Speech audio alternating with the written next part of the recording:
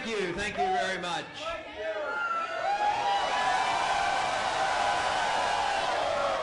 Sounds like you're having a great party. Well, we haven't counted all the votes yet. About half of the votes have been counted. We're in a good second place, but the good news is we're doing very, very well in getting delegates.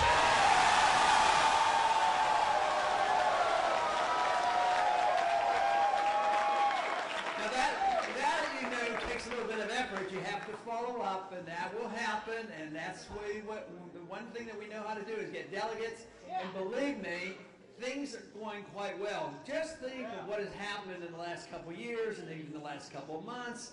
The enthusiasm for the cause of liberty continues to grow exponentially.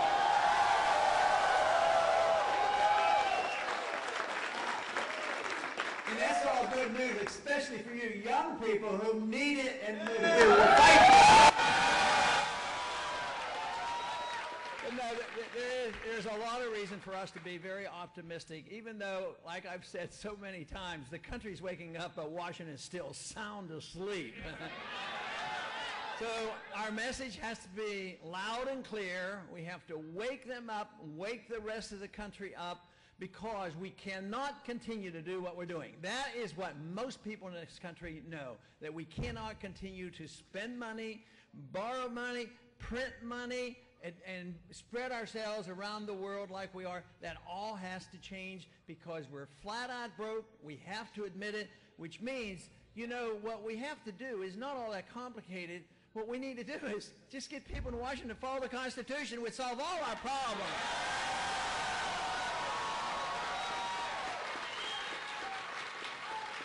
Now, just think of how that would solve our foreign policy. You know, it says in the Constitution that we have a strong national defense. It's a responsibility of the federal government. The president has a lot of responsibility. But right now, I don't feel like we do spend a lot on defense. We spend too much money on militarism, doing the wrong thing, getting ourselves into trouble. What happens?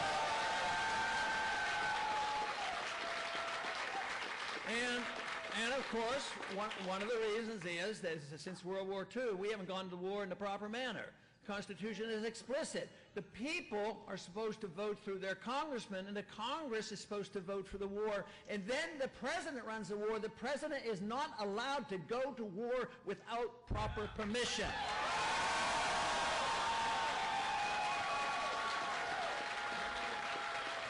So one very good idea and a strong suggestion is, since we're broke and we're $1.5 trillion in deficit every single year, why don't we stop spending the money overseas by bringing our troops home and stopping the wars?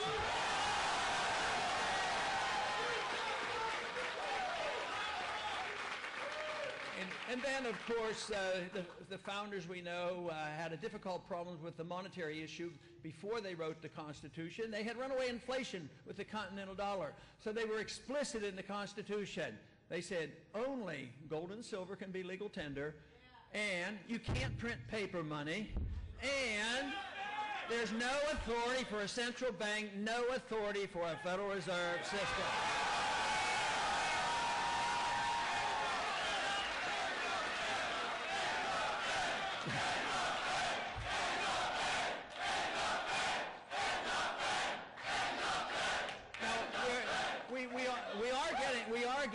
That message out, believe me. But the large majority still is not with us about ending the Fed, but 80% of the American people now say that it's up to Congress to start auditing the Fed and find out what they're doing and who they're bailing out.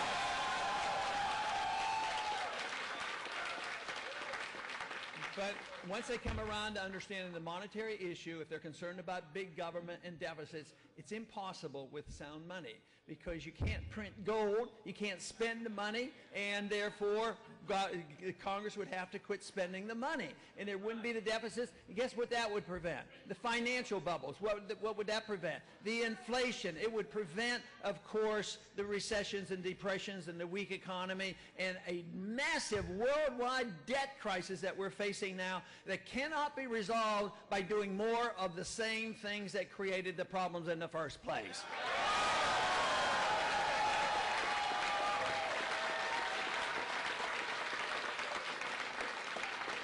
But we do have to ask the question then, what should the federal government be doing? I said we have to have, they should institute sound money, and they should give us a strong national defense. They should keep us out of these wars. But what else should they do? They should protect our liberty. They should guarantee our freedom. You know, we take an oath of office to defend the Constitution against all enemies, foreign and domestic. Right now, we should worry a lot more about the domestic threat to our liberties than anybody invading this country. It's not going to happen.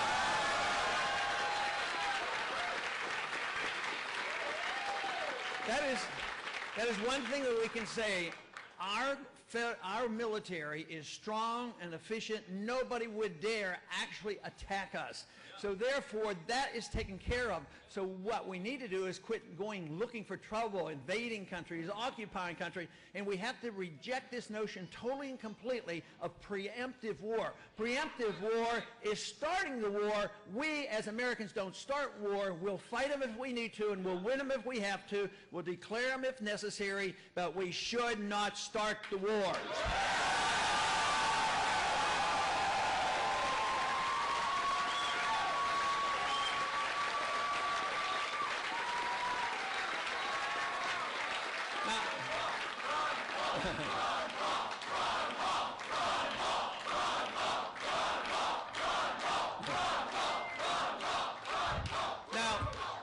It is clear to so many of us that what made our country great was the emphasis on personal liberty. If you have personal liberty, that means you have a right to your life, you have a right to your liberty. You should, of course, have the right to keep the fruits of your labor. But that system doesn't work unless you understand property rights. Your property, you have a right to your own life. That means you own your own life. And property is very important, but property now today is regulated so much by government. You have to get permission from the government for every single thing you do with your land. And of course, if you don't pay the rent, your taxes, you lose your land. So the whole thing has de-emphasized the value of property. The whole idea of the income tax emphasizes the fact that the government owns our income, and then they allow us to keep a certain percentage under their rules. But we can restore prosperity by having sound money, limited government, a much less taxation, a lot less regulation, and a lot less debt, which means that we quit spending overseas.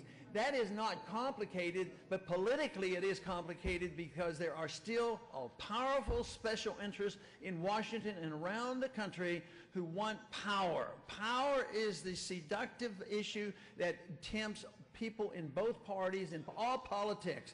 So what we want, wanting our liberty, means we want to diminish the power of government and give the power and the control back to the people.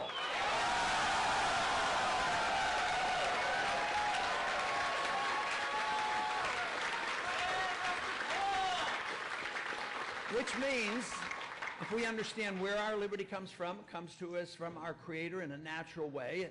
It means that people should come together on this issue. Diversity shouldn't exist. All diversity should come together because liberty permits people to be diverse, as long as they don't hurt people or take people's property. This means it should appeal to people, and that people can use that liberty in different ways. They can spend their money the way they want. If they want to waste it, they have a right to waste their money in a free society. But they don't have a right to come to us or to the government and bail them out when they mess up.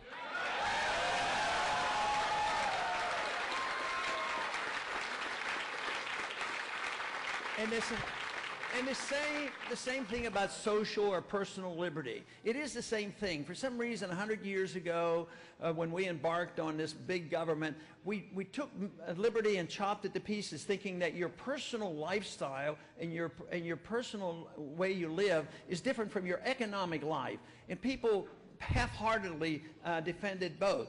But you put it back together and say the right to your life means you defend your right to run your life as you so choose, and you also have your economic liberty to take care of your property and work and keep the fruits of your labor. It's all one issue.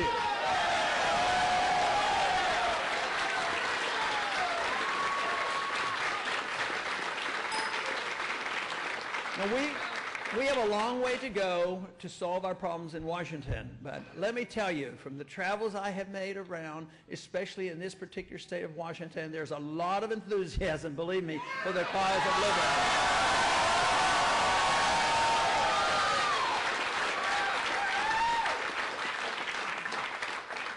But there's reason to expect that it will take a little while longer because we still have to deal with the politicians. You know, there are still a bunch of politicians over in Washington and a lot of special interests. There are so many people who benefit from this system, whether it's the monetary system, the military-industrial complex, whatever. The media is correct. There's a big control. There's a big control, and it's power. So the answer can be found in liberty. We had this great experimentation, the best in the history of the world. We were the freest nation in the world, and we were the most prosperous nation in the world. And now we are less free. We've devalued our currencies. Devaluing our currencies always undermines the middle class, and it always shrinks the middle class, and wealth is transferred from the poor and the middle class to the wealthy. We see it all around us, and we have nothing but debt. The debt that the wealthy ran up and Wall Street ran up, and Fannie Mae and Freddie Mac, we own all that debt, and the people have that burden. And it has to change, or we cannot restore our freedoms. We cannot restore our prosperity until we understand the very nature of money, the very necessity of a different foreign policy, the very need to have an understanding of property rights, and of course the understanding about what liberty is all about. We've had this great experiment and had this great success, and now if we don't do our job, if this message isn't spread, and we're all obligated to spread it, if this is not spread, we will continue to lose. But let me tell you, the message I'm getting is the message is spreading, and we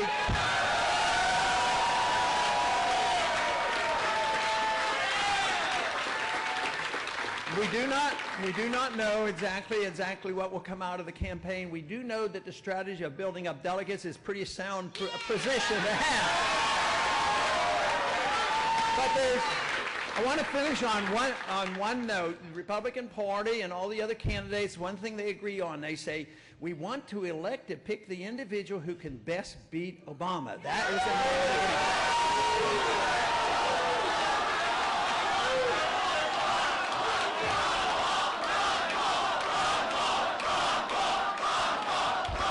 well, and you know, it just turns out that there was a recent poll. A recent poll to show that I, with your help, do the best against Obama right now.